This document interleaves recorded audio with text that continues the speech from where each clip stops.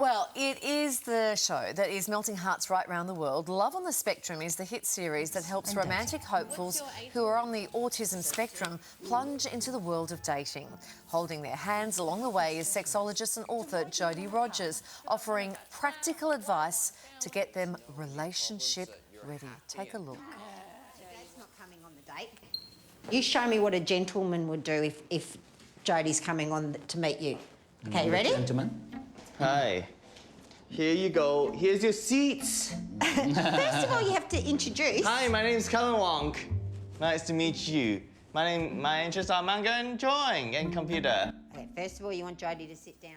Everyone's raving about this show, and today she's sharing her wisdom with us. From what to do on a first date to the art of flirting, we are getting the lowdown on love.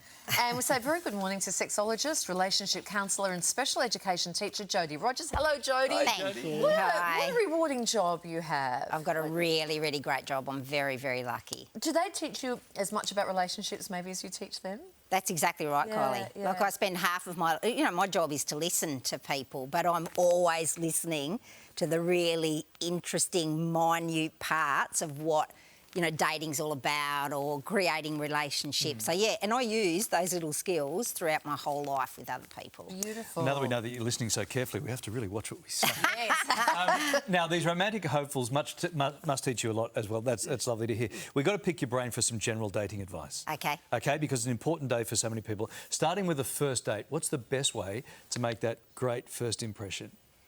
I think that you 100 have to be your authentic self. You 100% have to be who you are when you're meeting somebody because, often we're very, very nervous in those first moments of going on a date. So I always say to people, give the other person time. If it's your first meeting for the first time, remember, everybody's nervous and anxious, so you kind of got to let things settle just a little bit. Can I just back that up a sec? Because so many people are meeting online now, Yes. and they're getting these overinflated views. They're putting out these great stories and great things, and maybe some are inflated and different photos and all that sort of thing. Yep. So is that a problem when you arrive at your first date and you're already set up for not being so authentic?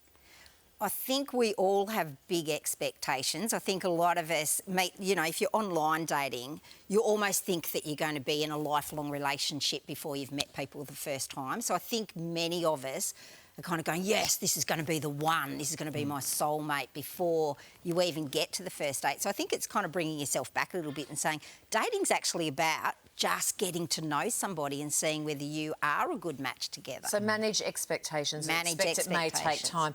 How do you keep a conversation flowing?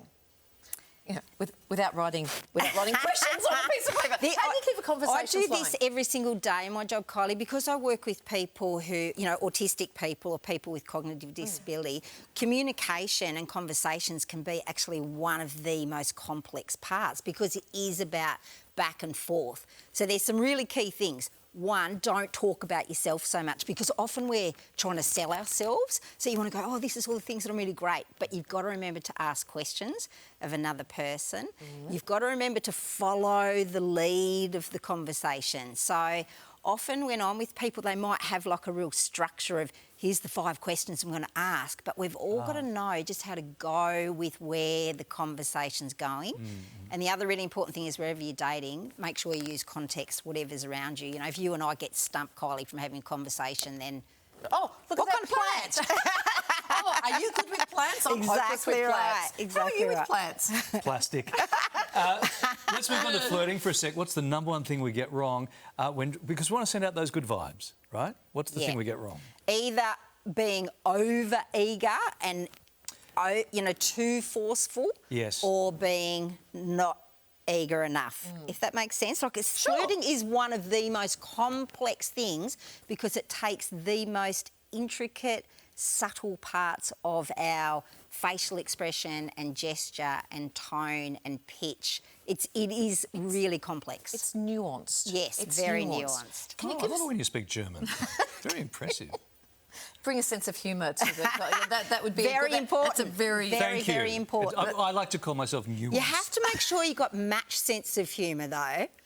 Sometimes the humour can be... Sometimes the humour can land sometimes, Larry.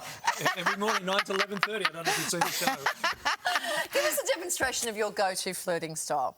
No, I'm the therapist. I'm a therapist, so I don't. I listen. Did we get that question I support wrong? other No, people. I think maybe Larry should show us what his go-to flirting style is. I've got one word for you, and it's called friends. OK, over to you, Larry. What? Over to you, Larry. What's your go-to flirting? Well, I just turn this music on. Yeah. And I'd look into your big brown eyes. Yeah. And I'd go, how you doing? Yeah. No, Friends. How you I was doing? very bad. I was very bad at this. I was a horrible, horrible flirt back in the day when I had to flirt. It's really hard. Just You were a horrible flirt, or you were a horrible flirt? No, I was a horrible flirt. Bad, yes. Yeah. You're so nuanced nowadays with your flirting. What about you, Carl? Oh, I'm bad. It's been But we so all long. think we're bad. That's the thing. We all think we're bad at flirting. We all worry about it and get anxious. And Larry, you did something really interesting then, because flirting's a lot about micro expressions. Yes. So even this thing of making eye contact, we have to. When you're flirting, you've got to send a message with your eyes that's just a little bit longer than you normally would. With just saying, if you're talking to a friend, we look for about 3 seconds, look away. If you're flirting, you want to do a little bit longer. But if you look too long, then that actually goes the opposite. So have I done that now? Freaked out. Is that what I'm doing?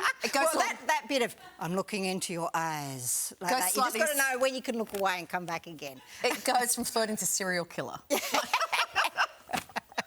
Not you. I'm just saying if someone stares too long. It's really difficult. It's really, really difficult. How did this started out such a lovely segment? Now I'm Dexter. I was just having a nice little chat with a couple of friends. All of a sudden, I'm a serial killer. You're Joey / Dexter / So nice to meet you. Thank you Lovely for coming in. We could chat for hours. We could chat for hours. I just can't look into your eyes for hours. The second season of Love on the Spectrum US is airing right now on Netflix. Yeah, it's a great show. And for more wonderful insights, Jodi's book is called Unique, and it is out at the end of this month. Jodi, Oh, thanks. that looks great, Jodi. Yeah, I'm Beautiful very, cover. very happy about it. Yeah. Thank you. Thank you.